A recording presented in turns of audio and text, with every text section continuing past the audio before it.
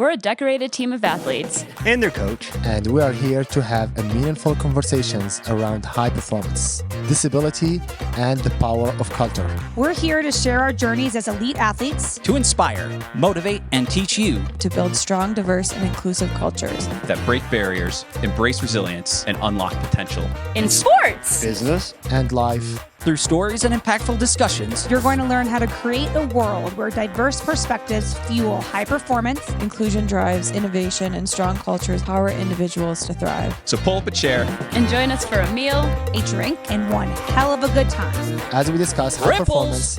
You can't say that. You never let us have any fun. Hey guys, should we get started? Sure. Why not? Welcome to Welcome to All right. Welcome back, everyone. My name is Mohammed Lana. I'm your host for this podcast. Whoop, whoop. He's been waiting to do that. Yeah, let's go. President Mo. Let's go. I forgot. How about right now? Molana 2028. All right. Was that too soon? Yeah, risk taking is a big part of our sport, being an elite athlete. And our personal level, risk taking started how I grew up. I grew up in Morocco, like very, very modest family. My dad, so I'll just give you a quick background to explain why this is impacting me. Like my dad is a taxi driver, and the taxi driver, but he doesn't have a license or the car to operate the taxi driver. He has the driver license to drive, but not so he had to run that every day. Like every day he's driving the whole day. At the end of that day, he had to pay a certain amount. And like my dad will wake up like 4 or 5 a.m., start working the whole day. And sometimes he will come home and is in negative. He didn't have that amount that have to pay. So we grew up with that mindset. Like sometimes, like it happened like 3 or 4 times during his career as a taxi driver. He got robbed while driving, holding a knife on him. Like you need to give everything. So I mean, grew up with that, seeing my dad every day doing that, doing his best every day. But every time he will go take the risk, he didn't know if he was gonna make it the day or not. But he will come and try again next day. And it was a rough childhood. So for me, as I started growing up, go through the education, start working, I didn't have anything to lose. Like every time when an opportunity comes up, yeah, why not? Let's do it. I remember the first day I had my first walking leg with the knee. It was like when I was 22, 23. And this process is from France. I barely spoke any French. He was talking about this event, mountain biking in the Atlas Mountain. And he said, do you want to join? And I've never been on a bike. I don't have a bike. So yeah, let's do it. And literally like starting with that thing. And every time I see the reward of being outside of that comfort zone and trying something new, because I don't have anything to lose. I'm not afraid of failure. And I think that's what stops a lot of people from doing things, is being afraid of failure, of people judging them. So it keeps growing. And that's what took me all the way to the Paralympic Games. And every time, as you get older, you start getting more conservative and you are less risky in things, but still like trying to bring that mindset to the Paralympics, whether Rio or Paris, knowing that this may go the wrong direction, but it's worth taking the risk, and you are aware of that. So I would love to hear your take. Yeah, I think a lot of us, me prior to disability, some people born with disability, you learn about the mindset to take risks. Sometimes, not for everybody, but a lot of times, like you're forced to. It kind of forces you in a position where you're going to have to take a little bit of risk to make things happen. And it speaks to, we were talking about in between, before we started this one, about getting lucky, right? Some people are going to be like, you got lucky you met that prosthetist, But at the same time, you were prepared not to ride a bike. You hadn't ridden a bike, but you were prepared to take the risk. You had the mindset. You had prepared that mindset. And I think that's what, like you said, a lot of people are afraid. And so if you learn the mindset to not be afraid and to take risk, you get lucky. You get lucky a lot in life, and suddenly you're lucky in every aspect of life because you're willing to take risk and you're okay with failing and starting again. So I think lucky people also embrace change. You know, they look for opportunity versus trying to fight and dig their heels in. And I think that's a really important component of being successful as an athlete too, because I mean, there was a lot of change and a lot of things that were very dynamic going into many of those races, and you had to have that adaptability and go with it and figure out, well, this is what I can control, this is what I can't control. But you know, there was going way back, swims getting canceled, some of the sketchy bike courses, pushing on some of those courses and so on. So I think the best athletes in the world, while they like that structure and what training brings, they also are not resistant to change, and they look for opportunity in that. And look, change is, whether you like or dislike change is inevitable. And at the very least, I think change is uncomfortable. And anyone who, says, oh, I'm super comfortable with, change all the time. I mean, it's very easy to prove that not everybody is. I mean, just fold your arms. No, not that way, the other way. It's weird. It's like hugging a stranger. And that's just a very small change. And so like when, as athletes, we come in to racing and, training environments and all that. And like, for me, even like walking around the Olympic and Paralympic Training Center campus, some might view that as risky because something could change at any point. And it was always a new path. So like, for me, I had to learn to embrace change very, very early on if I wanted to be successful and feel fulfilled in life. And so like, risk is a balance of, what's worth it? What's worth the risk, and how bad do you want it? And these are all questions that we all have to ask ourselves at certain times, throughout our growth as athletes, as people. Because if you play it safe all the time, you don't grow. For me, one of the things that I really struggled with early on in my career, my triathlon and endurance racing career, was finding people to swim, bike, and run with, for training and for racing, because I was afraid of reaching out to people to ask for help, and I was fearful of being rejected. So like, I was afraid of failure, but I was also afraid of rejection, and fear basically, if you choose to look at it, it's the fertilizer for growth. Yeah. So I think that's really important to remember as well. So speaking of balance, I want to hear like both coach and athlete perspective. So as elite athlete, we're trying to reach the maximum of our abilities. Like, what is, like, from your coaching perspective, like, what is that line between trying to push the athletes without getting injured, and like, how do you play that?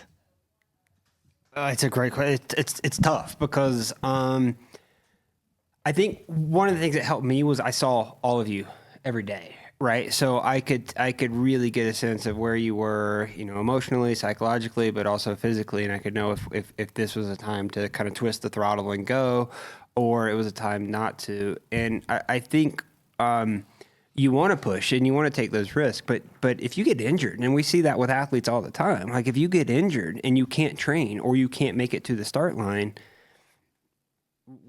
what good have we done? And in fact, it's a failure. So you're always measuring it and calculating it, and how much can we get away with, and also when is it time to press? Like, when is it time to really, really push and take that risk? And I don't have a great formula. A lot of it is intuitive based on experience, and every single one of you, it was slightly different. You know, it was telling Kyle, today you're going to do a 5K off the bike for time, or it was like, hey, we're going to go do our popsicle bridge 5K today, and there's a chance that it goes really well. There's a chance that it doesn't, but also being able to step back and put it in perspective. So yeah, I don't have a great answer for that other than you're always weighing that risk reward, knowing if you don't take a little bit of a risk, then the athlete's not going to reach their full potential.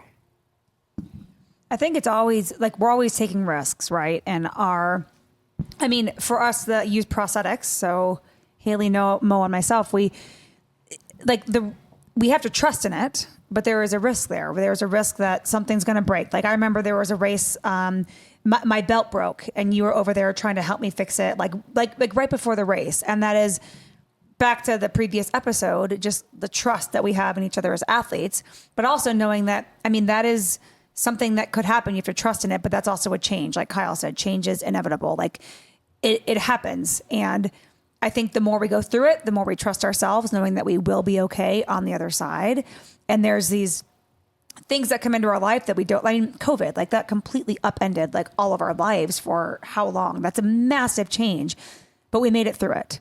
And so hopefully that doesn't happen again. But if it does happen again, we can look back and think, oh, we made it through that. So then we're going to make it through this time. So I think every time we go through these changes, it helps us trust in ourselves that we can get through whatever it is, whether that's athletically or personal lives as well. Like there's always challenges. Like life can be hard, but we make it through.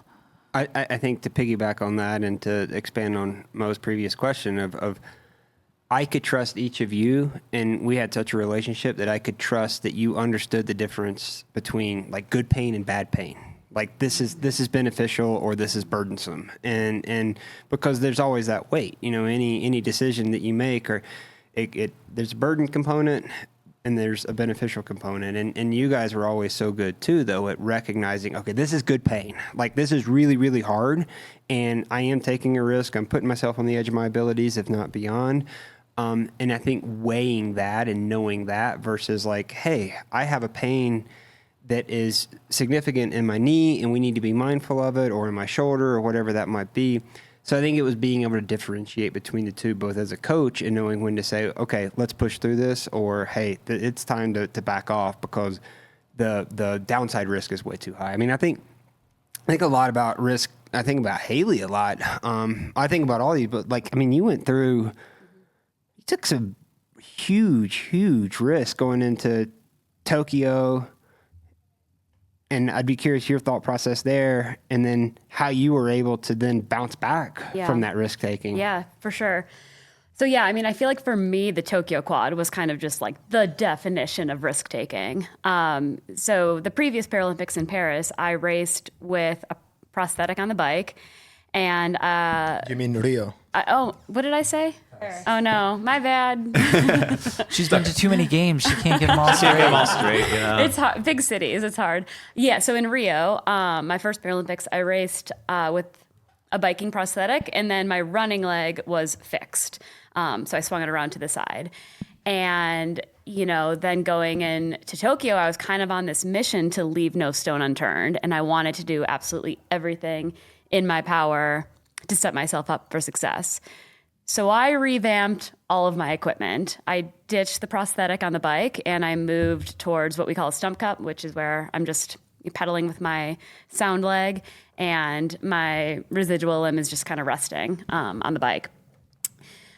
And then I also changed my running setup. So I went from having this knee that I swung around to the side to one with the knee joint. Two things that were like absolutely crazy, like insane that I took that on. Like relearning how to ride a bike, or how to, redo your entire running mechanics is like kind of unhinged. But I knew like I need to take on this risk if I want any shot at getting to the top of the podium.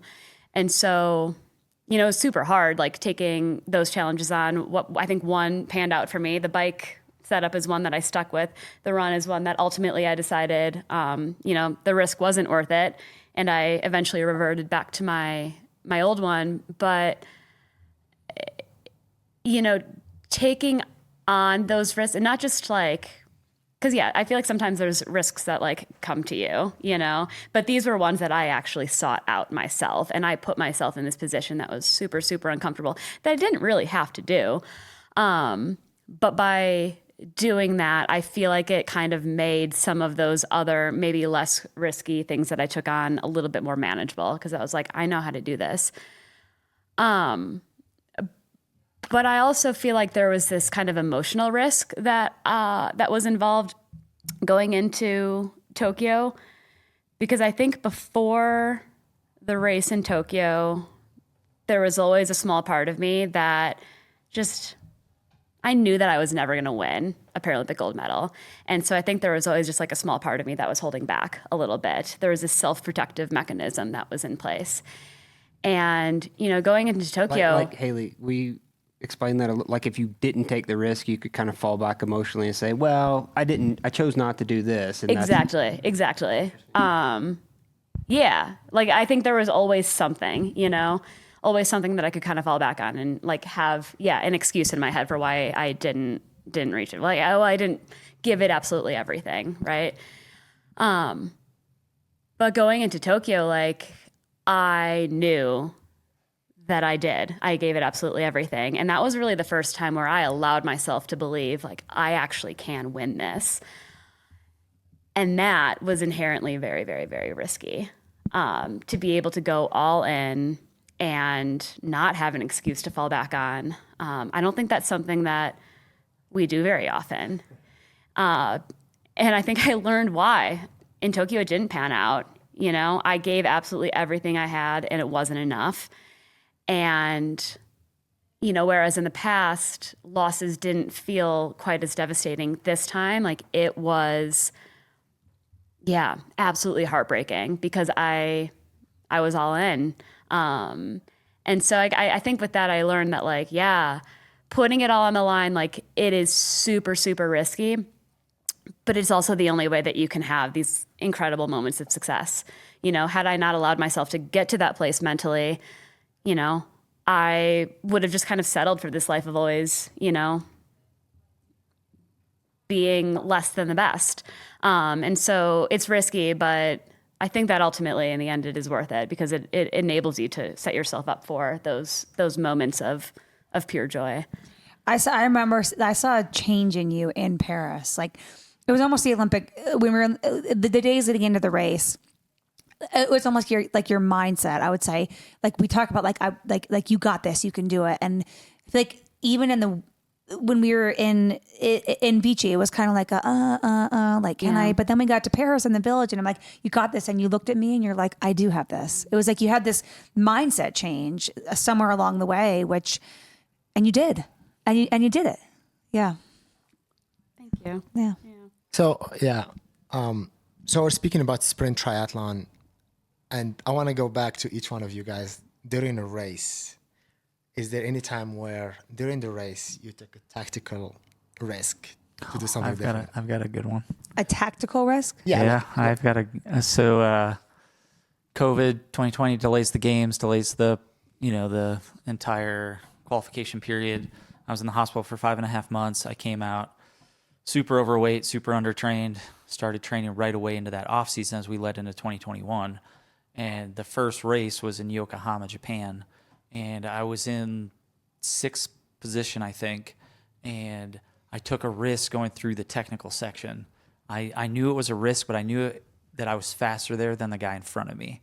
And I was like, if I can get 5th place, that's better for qualification points. So I took that risk and I crashed into the fence. And I dropped down to 7th. If you look at the points and how much I missed Tokyo by, if I had not taken the risk there and just worked harder on the straights to get into 5th, I would have qualified for the games without any other race. That's something you can't even look up. I know, right? I know, that's hard. Yeah. And so I took a risk and it did not work out. And it basically, even though I raced, if I'd had one other great race, sure, I would have gone too, but I took that risk early thinking oh, this is like a tactical risk that'll set me up and I'll be good. And instead, looking back on it, I'm like, man, there was other places I could have taken less risk with probably the same, It's easy for me to say, but I actually think that was the best thing that could have happened to you, because I see the athlete that you become and everything that you've learned, and I know it sucked not making that. But I almost, your willingness to take that risk is why you've now become so successful. And had you, because who knows how it goes, but I said, it's easy for me to say from this perspective, but I don't think you would be who you are now. I If that totally hadn't know what happened. you're saying. Like, I think if I'd gone to Tokyo, it would have been one of those things where I'm like, just happy to be here. Yeah. You know what I mean? Just happy to have made it. And I would have probably been dead last, and I'm glad that wasn't my experience in Paris when I worked super hard, took a lot of risks that did work out, and made it to Paris and had like a legitimate chance at doing well. I feel like tactical risks a lot of times on the swim, like, do you just go hard and have someone follow you, or do you jump in behind somebody and try to catch their draft? I think we all know the bike is not my strong point. So, I don't think I ever took any tactical. I don't think I had the option to take any tactical risks on the bike because I was like, everyone was passing me. I did take a risk in Sarasota. I took the sidewalk on accident. So that was my big tactical move. I actually semi-cheated on a race, and I admitted it right afterwards because I felt horrible. So that was my big tactical Wasn't move. that Howie? The picture with I did a piece on you. You said I cheated twice. You took a Yeah. big risk at Patco, though. That was a good one. Going in, because you had to win that race to qualify for You're right. Paris. Yeah, and yeah, I was yeah. gonna say, yeah, You like, knew you had to swim. That's true. Insane, like out of your mind, and you did. And it did. And then you also rode. You're right. That was the best. That was probably the best race of my life. and then you and it's where I ran out. needed. You ran out of your mind in Miami that one day. It did. It did. That's a good point. That was the best race that I've had for sure, and it's because it just that one mindset of what that one goal had to be, and we did it. Yeah. Kyle, what about your tactical risk? In races, I think back to my, it was actually at the same race that Howie was just referencing back in Yokohama in 2021. It's like the first race coming out of COVID, and we had no idea what the field was going to be like, how strong everyone was going to be coming out of COVID, and all that. And we had been, I think we had been working with John Duselier early on, and in trying to build up my swim. And Kyle, just for everyone, John was our swim coach, technical swim coach. He's awesome. Yeah. And like between the coaching that he had done with me and your encouragement, Derek, you were just like, who's the best, like historically, who has been the best swimmer in the, like historically, Kyle, you have not been the best swimmer, but who has been? And I was like, well, that guy over there. And he's like, get on his feet. Just trust yourself. Like you've done these hundreds, 200s, 400s, and you've been crushing it in the pool, and you're a better open water swimmer. Get out there, get on his feet, don't let go, and see what happens. And I did that. I actually wound up coming out of the water first. It was only I think it was only my second ever, might have even been my first ever series race. And yeah, it was my first ever series race. No, my second series race. And, here I am leading the first big race out of COVID. And like, I knew that if I wanted to have a chance at going to Paris, because I had to get one of two spots. And there were three of us going for Tokyo. I knew that I had to be first or second in Yokohama. So taking that risk on the swim set me up so that when I got to, Hota and I came off the bike together, and we had done so much work on my running over the COVID lockdown, that I now had the confidence that I could sit just in front of Hota And I knew that I didn't have to go to the well until I was 800 meters out. And we had done some workouts that had built my confidence in that. And so I waited. I was patient. So my tactical point in that race was being aggressive in the swim so that I set myself up so that I didn't have to chase. And then I became the person that dictated how the run was going to go. And I set a pace just hard enough where my competitor was just off my shoulder. And at every turn, Zach and I just threw in a little surge. And we forced, the athletes to claw back and burn a match every single turn. And that Yokohama run course was very technical. And then 800 meters out, Zach was like, now. And that's when we hit the gas pedal. And that in that last 800 meter stretch was, I waited until then to absolutely go full gas, and it paid off with my first international win. And it turns out that was the race that actually got me to Tokyo. Wow. And Zach being your guy, just for clarification. Yeah, Zach being my race guide for like 6 years. So Haley, what was a? So I think sometimes when I think about like taking risks tactically in a race, I think about how it might impact my competitors, right? So like this might be a small risk for me, but it's going to have a big reward in the sense that it's like probably going to fuck with their head a little bit. And so for me, this showed up a lot on the bike. I remember in Tokyo, I got passed by the British athlete on the bike. And then in like the final like half lap of the bike course, I realized that I was closing in on her. And I was like, I could burn a match right now and make a pass. And if I do that, like, she is going to crumble because she passed me a long time ago. She thought that I was like way back there. And so if I can like pull this off and like enter T2 ahead of her, like she's done for. And so, I mean, I probably spent about like 3 seconds debating it. And then it was just like, this is worth it. Like, I got to do this. And so, yeah, that was certainly a risk, but I do think it accomplished what I needed it to do. Yeah. How about you, man? I mean, I have two little stories. So one back in 2016. So back then I was representing my home country, Morocco, and I was by myself, literally by myself, in a hotel in Copacabana in front of the course venue.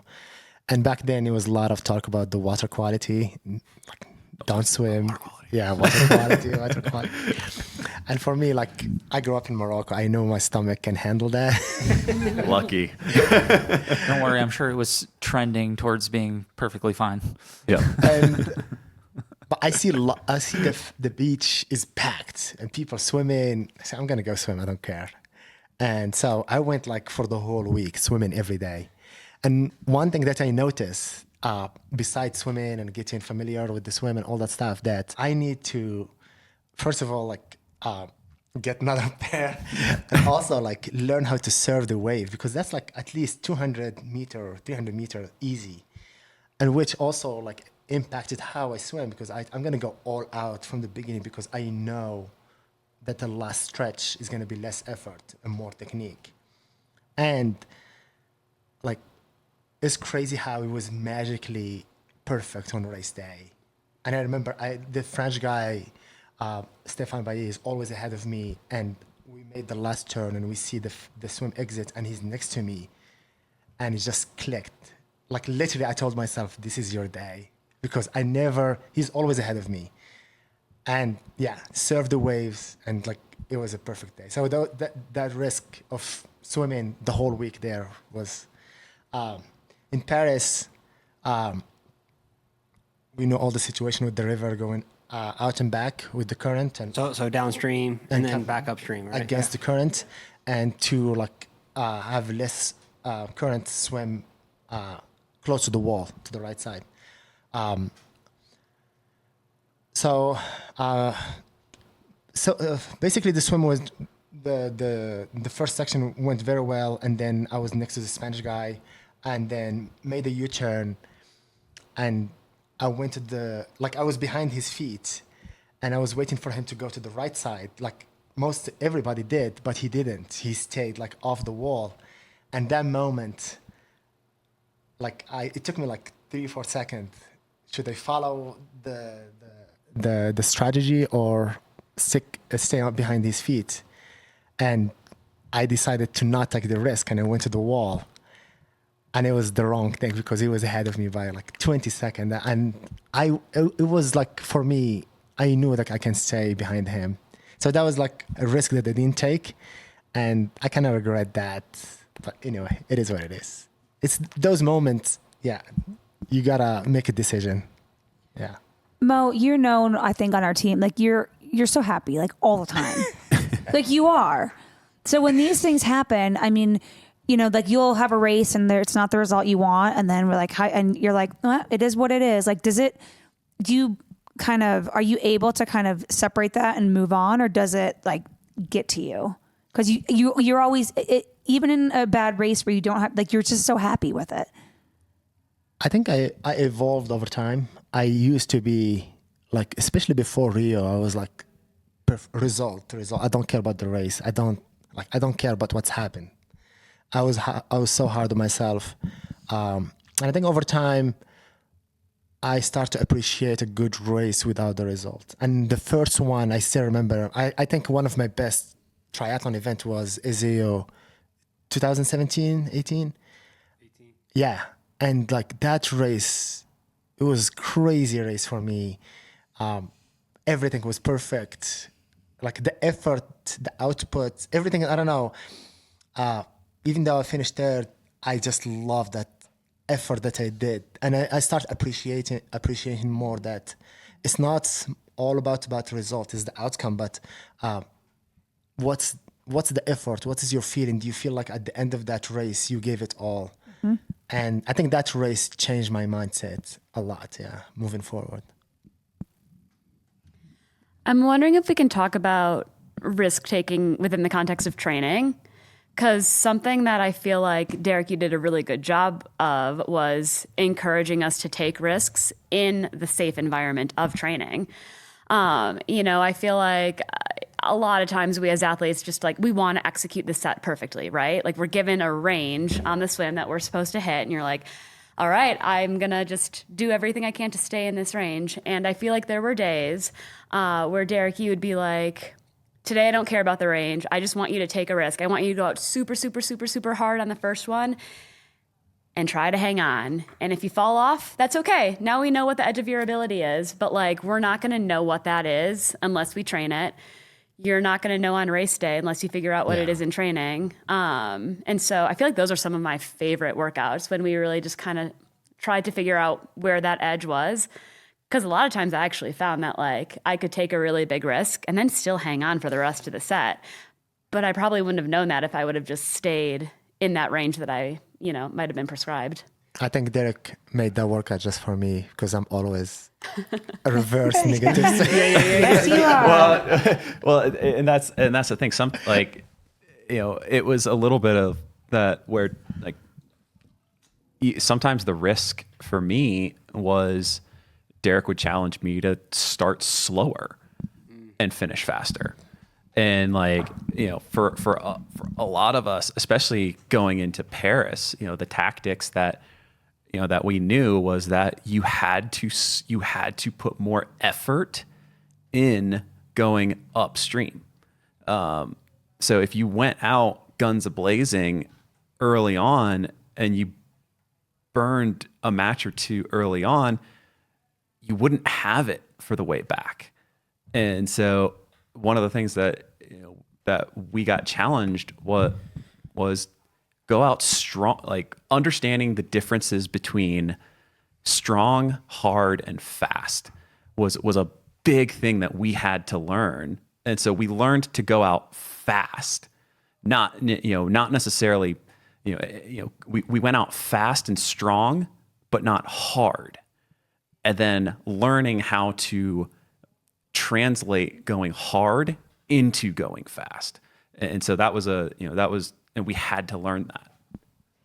I think one of the challenges with triathlon, I mean, we would race 4 to 6 times a year, give or take.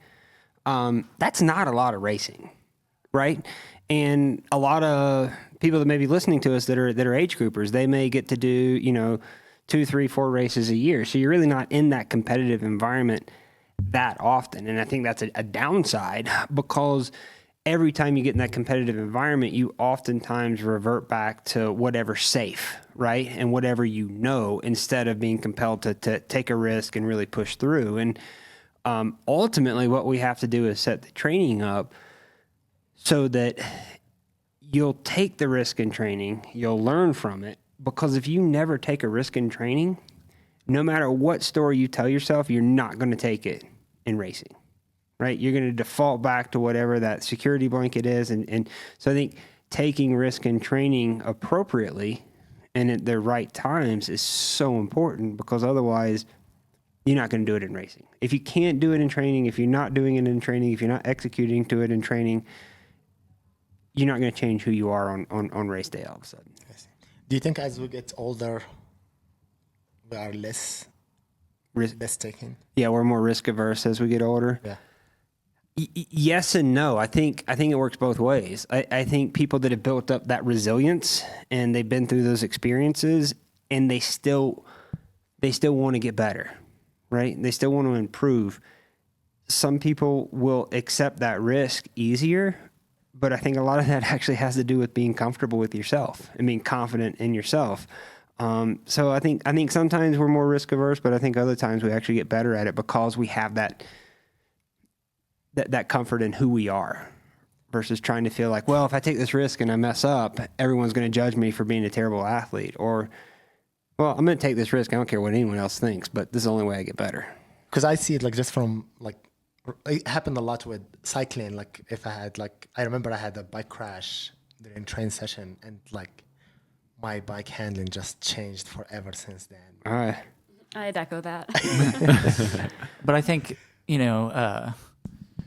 a lot of that idea that like you take less risk as you get older is more, you just have so much more experience that a lot of the risks that you need to take, you've already taken, and you've mitigated those risks. So for us, especially in, a sport that's outdoors and comes with hundreds of variables, until you go out there and train in those variables and get comfortable with the risks that you're going to take in the race. So that's training in the rain, training in the wind, going to PPIR like we did, and training, how fast can I take this corner before I crash, before I lift up on 2 wheels on my hand cycle? Because if you never take a corner like we do in Montreal at the U-turn at speed, you're not going to know how fast you can go in a race, right? Mm-hmm. And when you get to the race and you haven't done it, now suddenly you're taking a risk because you've never done it.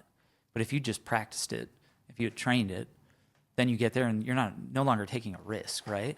You're taking maybe a calculated risk, because there's still some risk to it, but you've experienced it. You have the experience. So when we say PPIR, it's Pikes Peak International Raceway. So going into both the Tokyo Games and the Paris Games, we would rent out that racetrack about 30 miles south of the training center in Colorado Springs, and we would train on it. And they had a road course, and we could set that road course up with sharp turns. We could almost emulate a lot of what we were going to experience on the Paris course, which was really technical.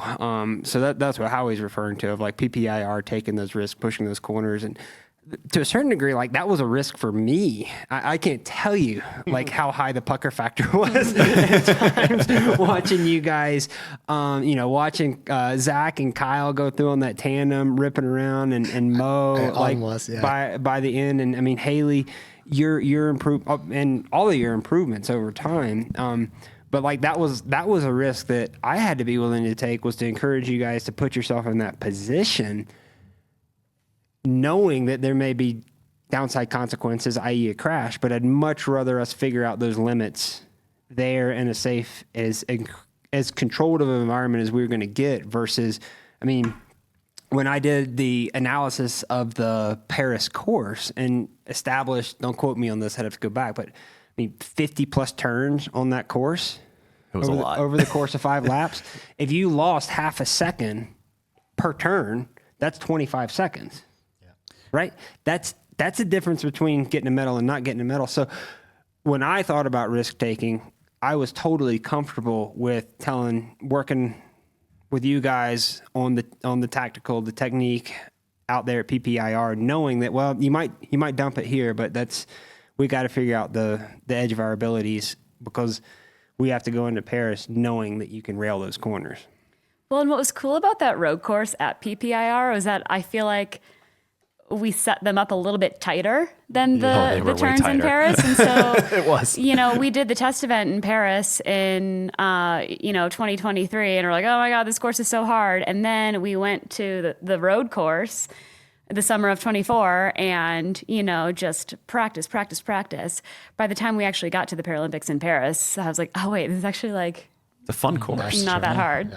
Yeah, it was a fun. It was like when you look at it, because we had raised our level of skill, like that's what we had done, and unfortunately for me, I didn't get to push the edge of my ability on the bike to the extent that we had practiced, because I unfortunately had to change out guides last minute due to some water quality issues. So yeah, let's talk about that, because that's also like risk taking, because your guide. Zach. So Derek, you and I talked about this post Paris, and because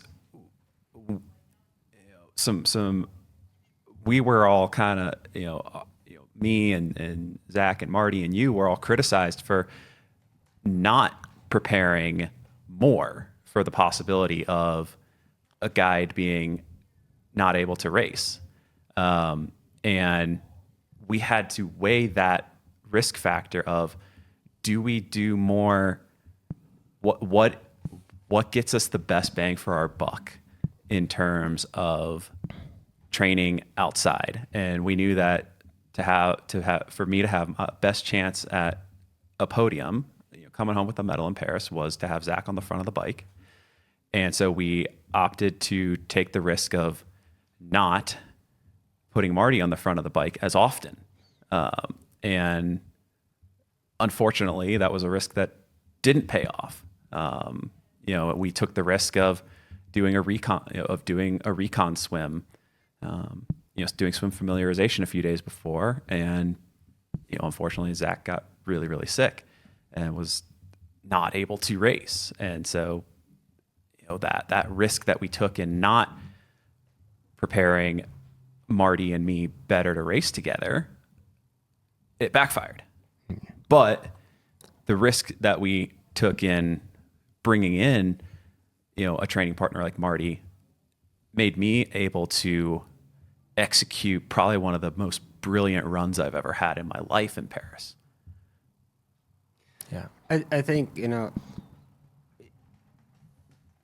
we change our appetite for what we're willing to tolerate, what we're willing to give up, what we're willing to sacrifice changes. You ask about as we get older, and I think Kyle's example is a really good example of Kyle and Zach were willing to risk and potentially tolerate Zach one of them not being able to start the race in order to go do a familiarization swim in the Seine, which we knew the water quality was iffy at best.